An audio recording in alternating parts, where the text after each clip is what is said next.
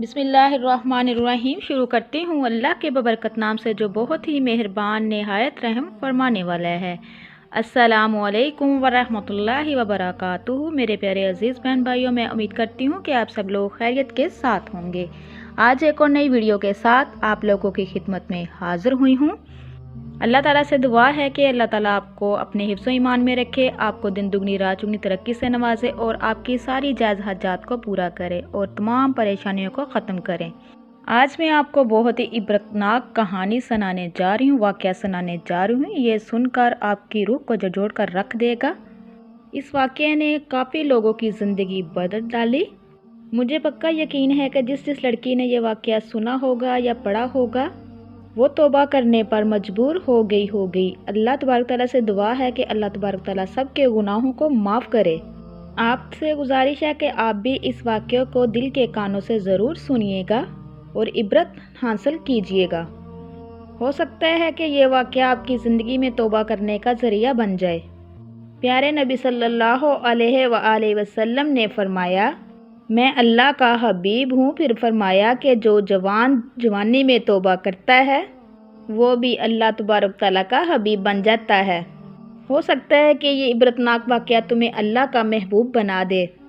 واقعہ یوں ہے کہ کسی اللہ والے کو خواب کی دنیا میں خواب میں کہا کہ جلدی کرو، اٹھو اور فلاں قبرستان میں جاؤ۔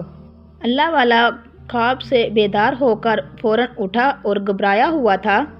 وہ پسینے سے شرابور تھا، اس کے دل کی دھڑکن تیزی سے دھڑک رہی تھی۔ اس نے اٹھ کر ہی فوراً قبرستان کی طرف دوڑ لگا دی۔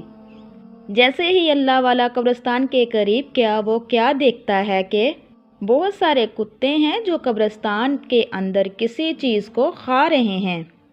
دوڑتا ہوا جب کتوں کے قریب گیا تو کیا دیکھتا ہے کہ کتے ایک مردہ عورت کی لاش کو کھا رہے ہیں۔ استغفر اللہ۔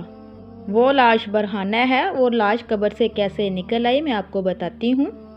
موسلا دھار بارش ہوئی۔ موسلا دھار بارش ہونے کے بعد وہ قبر پھٹ گئی۔ قبر سے لاش باہر آ گئی۔ قبر سے لاش کیوں باہر آئی؟ وہ اس لیے کہ لوگ اس لاش کو دیکھیں، عورتیں خاص طور پر اس کو دیکھیں اور عبرت حاصل کریں۔ لوگوں کو عبرت حاصل کرانے کے لیے اللہ پاک نے اس لاش کو قبر سے باہر نکالا اور کتوں کے حوالے کر دیا۔ استغفر اللہ۔ اللہ والے نے کتے کو بھگایا اور اللہ والا یہ سب دیکھ کر بہت ہی پریشان ہوا۔ اس کی دل کی دھڑکن بہت زیادہ تیزی سے دھڑک رہی تھی۔ وہ بہت ہی ڈر رہا تھا۔ اس کے رونگٹے کھڑے ہو گئے۔ بہت تلاش کے بعد اس لڑکی کے گھر والوں کو تلاش کیا اور اس اللہ والوں کو پتہ چلا کہ یہ وہ عورت تھی جو دنیا کی بہت ہی خوبصورت عورت تھی۔ اللہ پاک نے اس عورت کو بڑے ہی حسن و جمال سے نواز رکھا تھا۔ عورت بہت ہی خوبصورت تھی۔ ہائے کہاں گیا وہ حسن جس پر لڑکی تکبر غرور کرتی تھی؟ کہتی تھی میں بہت خوبصورت ہوں، میرے بال کتنے نرم و ملائم ہیں، میرا چہرہ کتنا شاندار ہے۔ اللہ اکبر۔ اس خوبصورت عورت کا نام اللہ پاک نے مردوں میں شمار کر دیا۔ اس کا خوبصورت سا لباس کفن میں بدل دیا گیا اور اس کا خوبصورت سا مکان قبر میں بدل دیا گیا۔ اللہ والوں نے کتوں کو بھگایا اور بہت سی تلاش کے بعد اس کے عزیز و کاروں سے ملے۔ عزیز و کار کے ساتھ مل کر اسے کفن پہنا کر دوبارہ سپرد خاک کر دیا۔ اس کی تدفین کی۔ اللہ والے اس کو قبر میں دفن کرنے کے بعد اللہ والا کہنے لگا کہ میں آخر کار اس کو جاننا چاہتا ہوں کہ اس لڑکی نے دنیا میں کون سے ایسے گناہ کیے تھے جو اللہ تبارک تعالیٰ کا عذاب اس پر آیا۔ وہ کون سے ایسے اس کے گناہ تھے جس گناہوں نے اس کی قبر کو جہنم کا گڑھا بنا دیا، جن گناہوں نے اسے عبرت کا نشان بنا دیا، جن گناہوں نے اسے لوگوں کے سامنے ذلیل و خوار کیا۔ اللہ والے نے ایک رات استخارہ کیا کہ ہر حال میں اس عورت سے ملاقات کرنا چاہتا ہوں۔ خواب کی دنیا میں اللہ والا رات کو سو رہا تھا۔ خواب کی دنیا میں وہی عورت اللہ والے کے خواب میں آئی۔ اللہ والے نے دیکھا کہ اس کی قبر میں آگ کا بچھونا بچھا ہوا ہے۔ استغفر اللہ۔ آگ کے بچھونے کے اوپر وہ خوبصورت مردہ لاش لپٹی ہوئی ہے۔ چیخ رہی ہے، چلا رہی ہے، اس کے قبر کے اندر آگ ہی آگ ہے۔ اس اللہ والے نے خواب کی دنیا میں اس عورت سے پوچھا کہ دنیا میں کون سا تو نے ایسا گناہ کیا تھا کہ جس نے جہنم کے گڑھوں میں سے ایک گڑھا بنا دیا تیری قبر کو؟ اس عورت نے روتے ہوئے چلاتے ہوئے کہا کہ اے اللہ والے، میں نے دنیا میں 3 ایسے گناہ کیے تھے، ان 3 گناہوں نے میری قبر کے اندر آگ جلا دی، میری قبر کو جہنم کے گڑھوں میں سے ایک گڑھا بنا دیا، ان 3 گناہوں نے مجھے عبرت کا نشان بنا دیا۔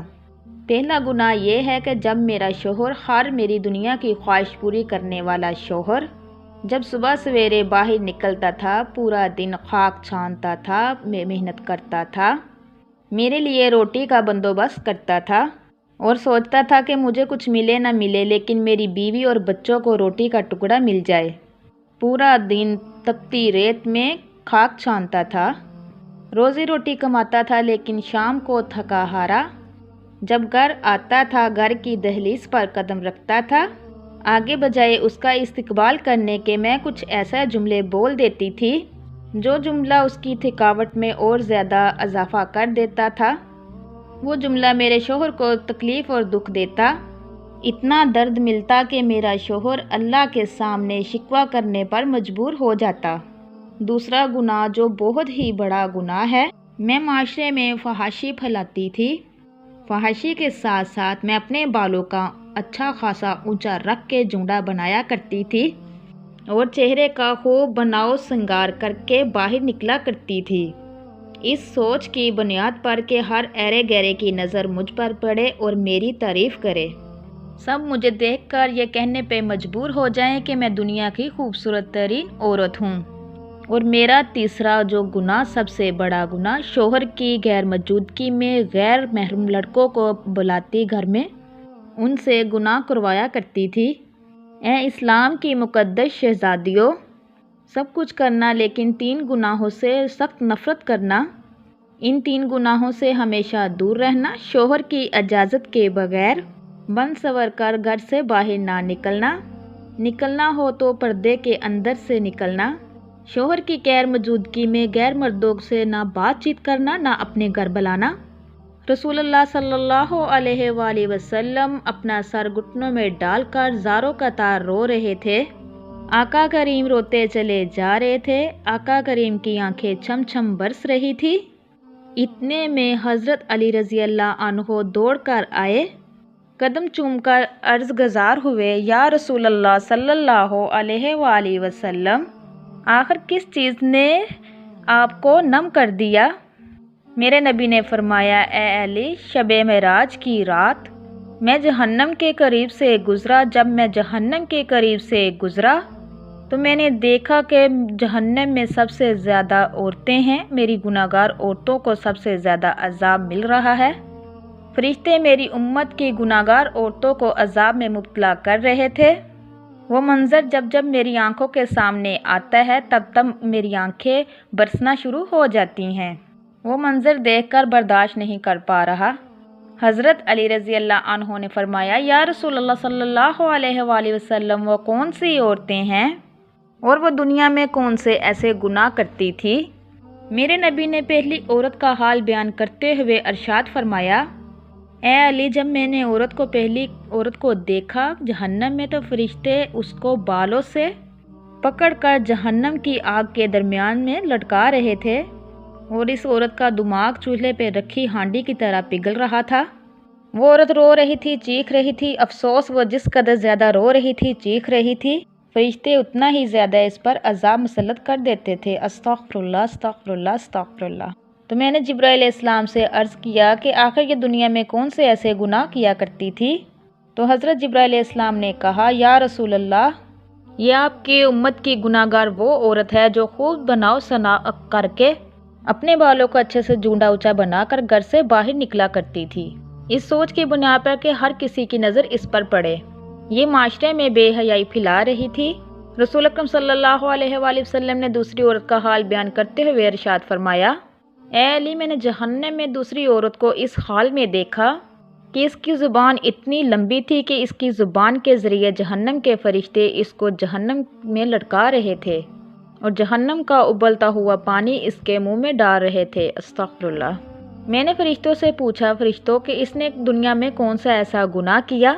تو جبرائیل علیہ السلام نے کہا، یا رسول اللہ صلی اللہ علیہ وآلہ وسلم، یہ آپ کی امت کی وہ گناہگار عورت ہے، وہ بدکردار عورت ہے جو اسی زبان سے ایسا جملہ بولتی تھی جو جملہ اس کے شوہر کو تکلیف دیتا تھا، جو جملہ اس کے شوہر کو درد دیتا تھا۔ تو میرے پیارے عزیز بہن بھائیو، خدا را کسی کو اتنا مت ستاؤ، کسی کو اتنا مت رلاؤ۔